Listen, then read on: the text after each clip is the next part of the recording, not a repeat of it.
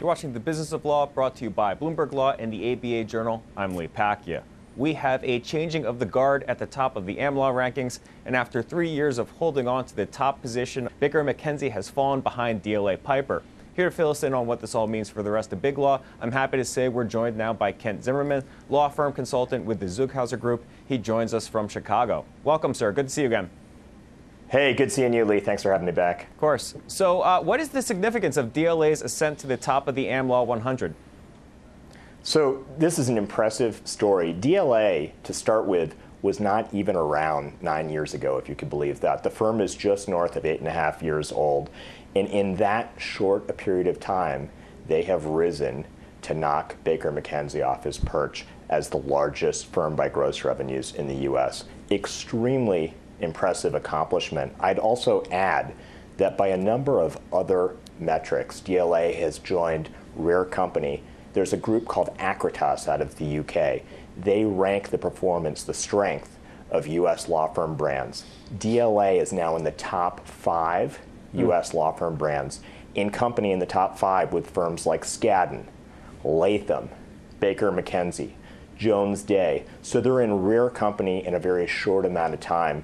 I would say, by way of full disclosure, by the way, we've done some work for DLA. I know and have a lot of respect for people who took the laboring oar in building the firm to where it is today, people like Lee Miller, Terry O'Malley. But what I would tell you, love them or hate them, what they've done is extremely impressive, and I think it's hard to deny that. Sure. So let's get down to it. How did DLA get there? What does it take for a firm to do something like this in 2013? So along the way, in their climb to the top, DLA became a very wealthy firm. They became big and they became rich, and they used that money very wisely. They tightly managed the firm, and they used their money to invest in a number of areas. Two areas I would highlight that they invested in. One, they used the money to brand and differentiate the firm in a very positive and compelling way to 2 important constituencies: to the clients they most wanted to keep and attract to the firm, and maybe more importantly, to the talent they wanted to keep and attract to the firm. So they used the money to brand and differentiate the firm in a positive way to important constituencies. The other thing they did, and this is very important, is they used their money to acquire top talent with large books of business. And they paid competitively, some would say more than competitively, to get top talent into the firm. That came with it companies that used them for their cross-border capabilities and for their global platform. And they did that very intelligently, and they've been a force to be reckoned with on the lateral talent front, and they've really been effective at getting strong talent in the door. So those are 2 very big and significant things they've done to get to where they are. Right. Now this type of growth is not something that all large law firms aspire to. Do you think this kind of approach is sustainable over the long term? Do you expect DLA to have a long stay in the top slot? They could be there for a very long time. Baker McKenzie certainly was. Here's what I would tell you, and I agree, by the way, you're right. Not all firms aspire to this. That's okay. That's a choice. However, DLA took a look at the opportunity to be a global firm, and when they did that, and when they were formed just a little under 9 years ago, many people said, is there room for another firm like that in the market? Is that going to be supported by demand on the client side? 8.5, 9 years later, the answer is a resounding yes, so much so that not only has DLA survived but thrived to get to the top of the AmLaw 100 rankings, but also there's a lot of copycats out there. Copycats might not be the nicest way to put it, but really there's a lot of firms that aspire to be what DLA has become, and that's part of what's driven the consolidation in the industry and the mergers that we've seen to create global platforms. There's been quite a few of those. We're on track this year to have more mergers than ever before since they've been tracked in the legal industry. A number of those, many of those have been small mergers, but some have been very large mergers. The U.S. is attracting many, many firms from outside the U.S. So not only are domestic firms merging here, and I would say when we're in the boardrooms of law firms, when we talk to chairs of law firms, it's almost like everybody's talking to everybody. There's a lot of merger talk. We get approached a lot now by firms that they want to know their options and they want to understand the landscape, and they say to themselves, you know what, to get to where we want to go, it's better to explore the possibility of doing that with somebody else than going it alone. There's a lot of firms that are thinking that now. The only other thing I would add is that what's driving the interest inbound into the U.S., firms from China, firms from Latin America, firms from Asia. They realize that the spend here is dramatically higher than anywhere else in the world. In fact, about 75% of the world's spend on legal services is here in the US. And most of that is on litigation. More money is spent on US litigation than is spent on legal services of all kinds and all countries combined. And the reason for that is because we have a very strong plaintiffs' bar. We've got jury trials. We've got punitive damages. We've got treble damages. Here in the US, there are certain litigation jurisdictions that are called hellhole litigation jurisdictions. The reason why they're called that is because they're a hellhole if you get sued as a company there. So East Texas is known as a hellhole litigation jurisdiction.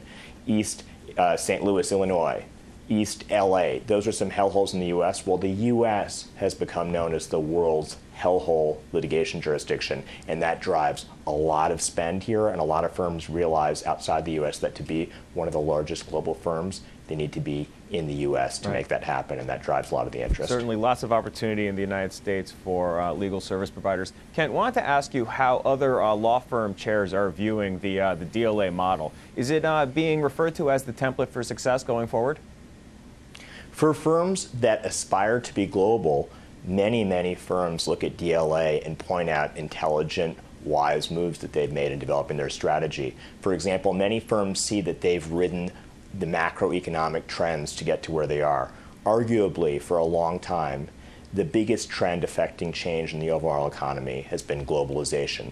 And that has arguably been the biggest change in the US legal industry as well. DLA has ridden that change. Many others are now starting to ride that change. DLA realized that as the balance of the world's wealth shifts, and it goes from the US to places like Asia, Latin America, Africa, they've calibrated their strategy accordingly, and that's where they're growing. They realize that money, where the money is where a lot of demand for legal services come from. So they've been a step ahead of a lot of firms on that, and many firms take note and have calibrated their strategies accordingly. Right. Kent, let's turn to the idea of rankings in and of themselves. Just how relevant are they, and how important are they to law firms? Do they care about where they are in the top 10 or top 100? Many do care. I'd say most do care. One of the things that they're used for, honestly, bragging rights. That's what many use them for. But when we're talking with chairs of law firms, when we're in strategic planning meetings, when we're in executive committee meetings at large law firms, what they care about a lot more than rankings is their financial performance. Specifically, their profits per equity partner, their revenue per lawyer. That's what they really care about. And interestingly, on that note, something that was lost in the shuffle in reporting about this change at the top of the AmLaw 100 was the fact that Baker McKenzie, although it dropped to number 2 in gross revenue, it posted a double-digit, just north of 10% increase. That's right. They had great numbers per equity partner. How did they get there? Extremely impressive numbers that will outpace the market. How did they get there? Very good question. 3 reasons why they got there, in my view. 1, extremely strong and consolidated management. The leadership of that firm, their former chair, John Conroy, their current chair, Eduardo Leite, have done a fabulous job of very proactively managing that firm in a client-driven way. This has not been about cost cutting, but it's been about top-line growth. So very strong management. Second thing they've done, they have grown in emerging markets like DLA. They've noticed the macroeconomic trends, and they much earlier than most firms, grew in emerging markets. They got into China in the 70s. They started in Hong Kong in 74. They have 300 attorneys there now in China.